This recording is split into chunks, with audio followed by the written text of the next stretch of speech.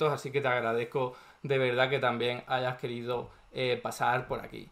Yo voy a empezar con unas cuantas preguntas y el formato de estas entrevistas es que la gente también pueda hacer preguntas, comentarios en el chat y yo, bueno, iré cogiendo algunas de las que puedan resultar más interesantes. Empiezo con una más o menos sencillita, Alejandro, que sería porque es importante en la economía heterodoxa no solo hablar de economía, como se nos vende siempre, sino vincularla, por supuesto, con cuestiones más humanas, cuestiones más de las ciencias sociales, como la historia, como la política, como la geopolítica, ¿no? Entonces, la primera pregunta sería para ponernos un poco en contexto, ¿hasta qué punto la historia de Corea del Norte condiciona su economía?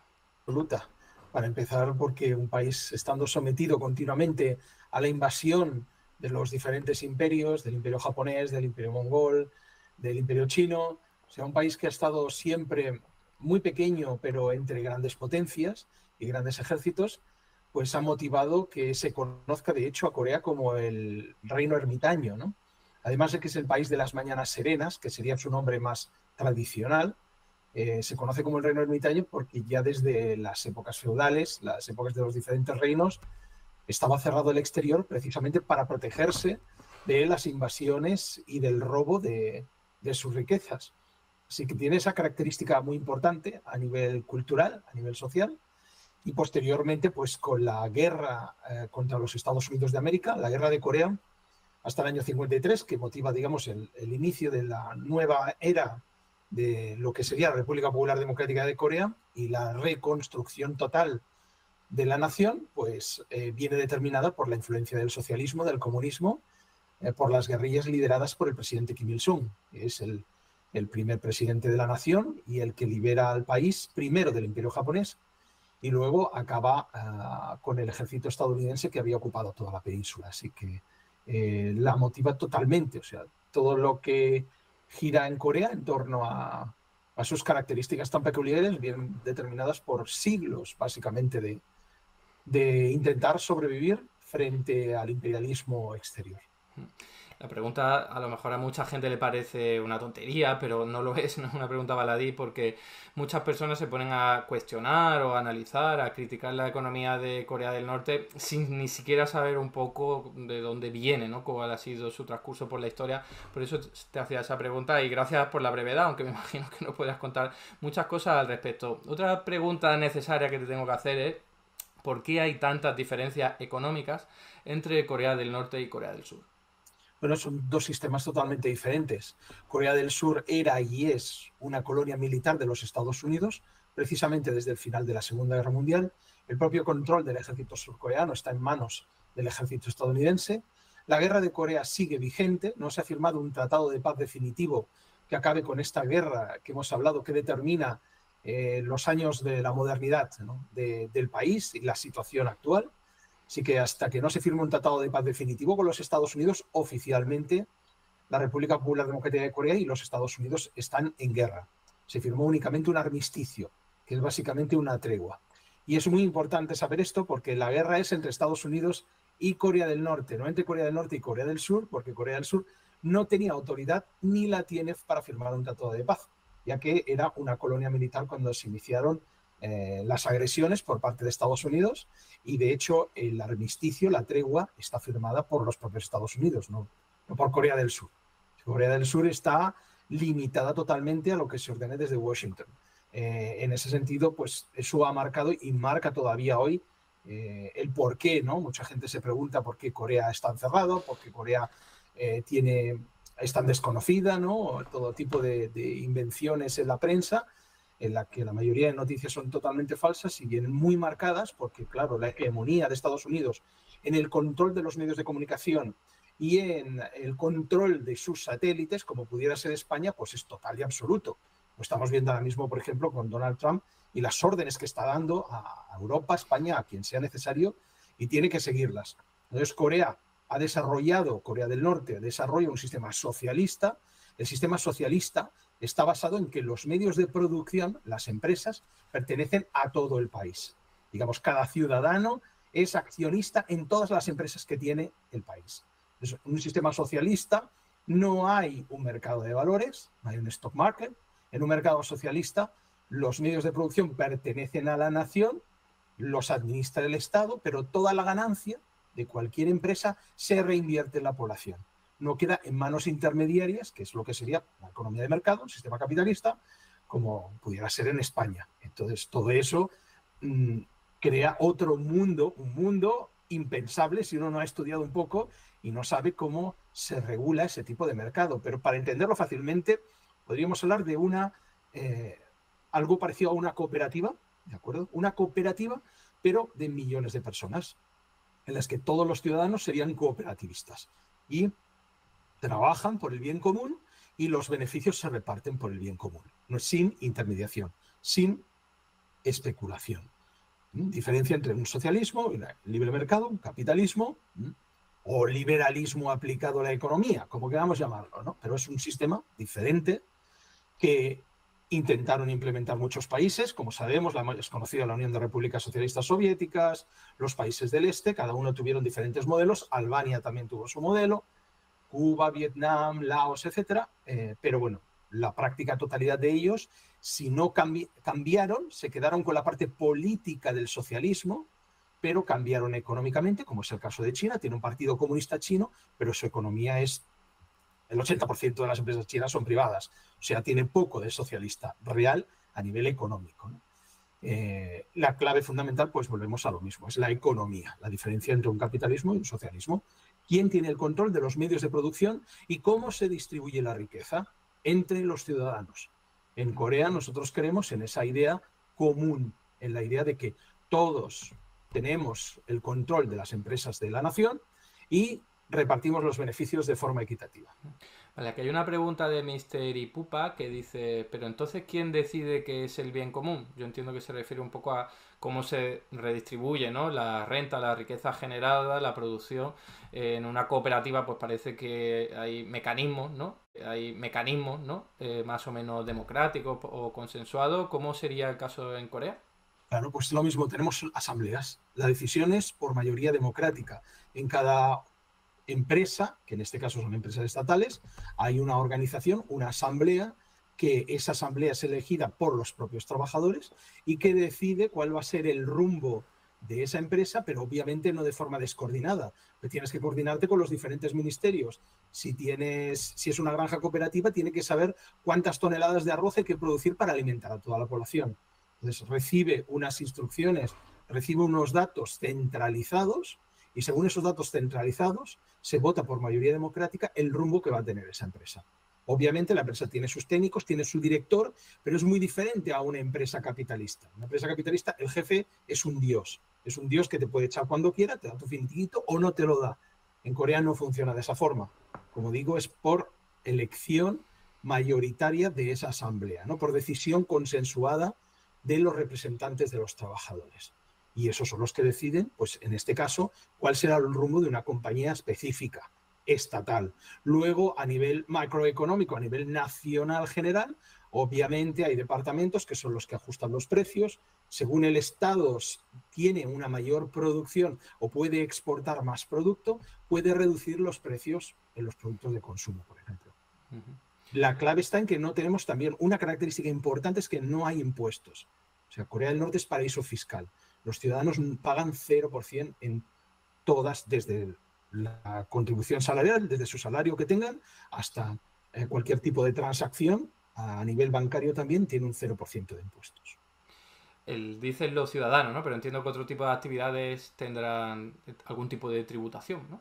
No, no, porque estás hablando de empresas, de nuevo, de empresas de ciudadanos. Son empresas estatales, no son empresas privadas. No se están enriqueciendo un grupo de personas, que son las que han formado esa empresa, o una persona, en el caso, por ejemplo, de una sociedad limitada unipersonal, no se está enriqueciendo esa persona a costa del sudor de los trabajadores, ¿vale? Entonces, cuando tú tienes una empresa socialista, está trabajando por y para el país, tampoco está sujeta a esos impuestos. La única imposición es sobre empresas que existieran, hay muy pocas, pero hay unas pocas empresas que son joint ventures, empresas conjuntas, en las que una empresa norcoreana tiene un 60% de las acciones y una empresa extranjera, por ejemplo, invierte en minería un 40% para sacar beneficio. En ese caso sí puede haber algún tipo de imposición, dependiendo también del sector y qué es lo que se va a hacer con el producto final, si va a ser para reexportar. En fin, hay un montón de características dentro de lo que es el comercio exterior, pero solo si hay participación económica extranjera, entonces pueden haber tipos impositivos. Dentro de lo que es el país, no. Entonces, por preguntarlo de otra forma, las cuentas públicas del Estado, ¿cómo serían? ¿No tendría ningún tipo de recaudación o muy poca y al mismo tiempo tendría que tener algún tipo de gasto? Estaríamos hablando de que funciona de otra forma, es una economía poco monetarizada o Claro, directamente tiran de... para entenderlo también, no necesitas impuestos si todos trabajamos para todos.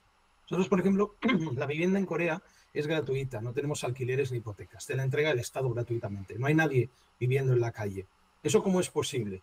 Pues porque primero desde el cemento al hierro que se necesita en la estructura del edificio se saca de las propias minas del país y es el ejército el que se encarga tanto de sacar el cemento como de construir las viviendas que se entregan a los ciudadanos. O sea, estás haciendo una economía circular, para entendernos, dentro de esa propia cooperativa.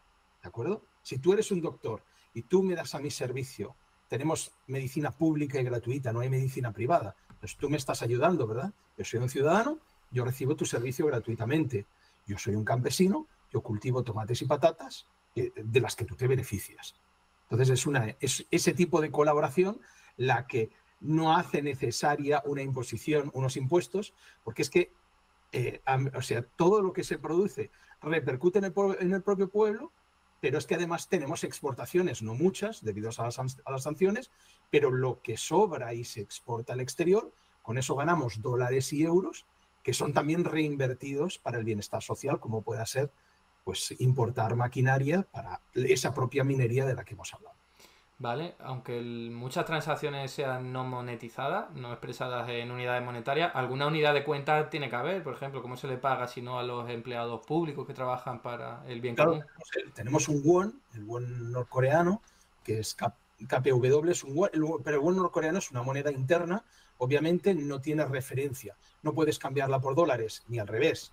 Corea del Norte no es miembro del Fondo Monetario Internacional ni del Banco Mundial.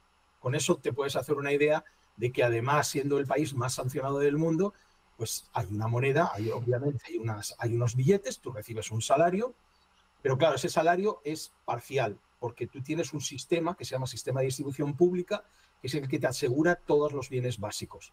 El arroz, la leche, los huevos se te entregan simplemente con tu documento nacional de identidad. Es un sistema para asegurar que toda la población tiene todos los productos básicos. Y entonces hay una parte monetizada, como la que comentas, obviamente, hay unos billetes, tú tienes un salario y con eso te vas a la tienda y compras, te lo gastas en lo que quieras. Si es producto nacional, va a ser muy barato. ¿Por qué? Porque el gobierno lo que hace es intentar vender incluso bajo coste de producción, porque su intención no es precisamente, pues eso, ganar dinero del consumidor final. ¿eh? Pero si, por ejemplo, lo que quieres es comprar un producto español, por ejemplo, aceite de oliva virgen extra, claro, ese producto Corea no puede ahora mismo importarlo por el tema de sanciones, pero si pudiera, traería el aceite de oliva y tiene que pagar a la empresa española en euros, ¿verdad? Bien, entonces el Estado tiene que gastar divisa para pagarlo. En ese caso, tú tendrías que tener algo de divisa para poder pagar ese artículo. No puedes pagarlo en moneda nacional porque si no, obviamente, el Estado se arruinaría. Así que los productos, digamos, de específicos o de lujo extranjeros serían muy caros al cambio y el producto nacional está incluso por debajo del precio de producción. Vale, y está garantizado, como decías, esa provisión pública de alimentos, pero hay algo más. No sé si has comentado algo de vivienda, pero me refiero a, no sé, transporte, Sí, sanidad, sí. educación. O sea, sanidad, educación, incluida la universidad, todas las carreras que quieras hacer están pagadas por el Estado. No tienes que soltar ni un céntimo de tu dinero personal. Sanidad, educación, vivienda, totalmente gratuita. Y luego todo lo que es transporte público, se tiene que pagar un token equivalente, como si en un salario mínimo en España tú pagarás un céntimo por un billete de metro. O sea, es casi gratuito. Se obliga de alguna forma a pagar un céntimo, más que nada para que el ciudadano sepa que eso tiene un coste para el país, el hacer funcionar un servicio de comunicación, en este caso de transporte público, ¿no? Pero el coste es básicamente, se podría decir, si tú pagas un céntimo y ganas 1.000 euros, pues casi gratis. Y prácticamente en todo lo demás, las vacaciones también, tienes 20 días gratuitos, las vacaciones las paga el Estado dentro del propio país, los hoteles o el resort donde quieras ir. Así que todo, digamos, todo lo básico para la vida y para el disfrute de la persona humana dentro de lo que es la nación, pues Corea lo facilita. En eso consiste el socialismo, en que todos los seres humanos tienen derecho a poder comer todos los días, a tener vivienda o a tener una atención pública sanitaria de calidad. Claro, el problema de eso es que luego para hacer mediciones y comparar con otros países, pues es imposible hacerlo, ¿no? Las economías occidentales capitalistas y el resto se miden a través del Producto Interior Bruto, que es medir monetariamente la producción. Entonces, en estos casos que comenta, no aparecería en ese indicador. Entonces, parecería desde ese punto de vista que no hay ningún tipo de producción, cuando en realidad sí existe, pero no está monetizada, ¿no? Entonces, te quería preguntar si hay algún tipo de indicador para medir, pues, el bienestar de la gente, el índice, hay índices de felicidad por ahí, índices de desarrollo humano, no sé si hay alguno en Corea. No, no es posible porque además nuestro gobierno no emite ningún tipo de estadística precisamente para no facilitar a los Estados Unidos información de cómo se desarrolla el país de forma económica. O sea, Corea no emite hacia el exterior, es secreto, todos los datos que tengan que ver con el desarrollo industrial o el de las relaciones económicas, ni siquiera los precios que tienen los artículos en un supermercado pueden ser conocidos por los Estados Unidos precisamente para no darle información, porque ellos, con el control militar y económico que tienen sobre otros países, pues aprovecharían esa situación para saber que si Corea está exportando minerales a China y está importando, por ejemplo, soja desde Myanmar, pues bloquear esa vía, tanto de salida como de entrada, para intentar asfixiarnos y destruir al país e invadirlo, que es su pretensión, al igual que está haciendo siempre con Siria, con Libia, con todos los países a los que le ha apetecido, ¿no? Así que en esas situaciones Corea lo tiene claro que para evitar mayores males contra una economía que es básicamente autosostenida, el 90% de lo que hay en Corea se produce en la propia nación, empezando por el armamento, los misiles nucleares, y básicamente lo que importa es cierta tecnología punta en sectores como el médico o el sector mineral, y algo también a nivel agrícola, porque tiene deficiencia de superficie cultivable. Por eso, pues, cuando faltan 100.000 toneladas de arroz o de soja, pues se importa, o incluso puede ser de trigo, se importa de Rusia o de China o de otro país cercano para suplir las necesidades básicas. ¿Y tiene aliados para importar ese tipo de productos sin sufrir sanciones, sin sufrir limitaciones? En origen, ya te digo, las sanciones son tan tremendas desde la creación de la República que hay que buscar triangulaciones y hay que buscar formas. La gran debilidad que tiene el capitalismo y el imperialismo internacional es que las personas, la mayoría, tienen un precio. Las aduanas también, los oficiales de aduanas también. Entonces hay formas de triangular y de buscar cómo pasar esos problemas. Porque claro, si tú no puedes hacer una transferencia bancaria, ¿quién te va a vender? Absolutamente nadie. O sea, aunque tengas euros o dólares, si vas al aeropuerto no puedes llevar ese dinero, y mucho menos si eres norcoreano. Así que sí tenemos fórmulas, pero precisamente porque Corea lleva más de 50 años viviendo en esa situación y se ha acostumbrado y ha buscado alternativas. Pero quiero recordar que la propia Rusia y China fueron de los primeros en implementar sanciones. O sea, que no es que digas, son tus propios vecinos los que te están impidiendo comerciar porque tienen sus propios acuerdos con los Estados Unidos. Y obviamente para ellos lo más importante es el comercio con ellos, ¿no? Así que van a implementaron las medidas, pero eso ha tenido un cambio, como hemos visto en los últimos meses, cuando Rusia se ha dado cuenta de que Estados Unidos estaba ya a las puertas de quedarse, no solo se ha quedado con muchas de las exrepúblicas soviéticas, sino quedarse con el propio territorio ruso, que es lo que ha fomentado luego el problema de la guerra en Ucrania y el cambio de 180 grados por parte de Rusia de apoyar las sanciones contra Corea del Norte a convertirse en un amigo y vecino de confianza. Así que en los próximos años vamos a ver un cambio espectacular a nivel económico, porque nadie va a poder ahora entrometerse en las relaciones comerciales entre dos países que comparten frontera. Y Rusia, pues, es una gran superpotencia que tiene prácticamente de todo, no solo petróleo y gas. Muy interesante esto que estás comentando, de cara al futuro sobre todo, pero ahora en presente y quizás un poco hacia el pasado, o sea, ni siquiera algún país, yo que sé, se me ocurre Cuba o alguno con que ha tenido relaciones diplomáticas mejores, no ha habido intercambio de productos, no digo comerciales al uso, sino... Sí, sí, sí, ha existido. O sea, con los países tradicionalmente socialistas, con los que ha habido buena relación, y el caso, por ejemplo, de Cuba, existen. Pero el gran problema es que cuando tú estás bajo sanciones y control de los Estados Unidos, tú sabes lo que tarda un barco, un carguero desde un puerto norcoreano hasta Cuba. O sea, ya no es tampoco práctico desde el punto de vista económico ni de tiempo. Para nosotros sí que traemos, por ejemplo, bananas de Filipinas. Filipinas está relativamente cerca de Corea, pero aún así, pues está sujeto a que incluso en cargamentos de alimentación te los pare una patrulla estadounidense en el Pacífico o canadiense de la coalición imperial y te quedes sin bananas y sin el pago, obviamente, que has hecho al proveedor filipino. Así que cuanto más cerca, mejor por tiempo, por menos costes de transporte, que son carísimos. La logística se ha encarecido muchísimo a nivel internacional y sobre todo para evitar la intrusión de las sanciones que buscan destruir a Corea.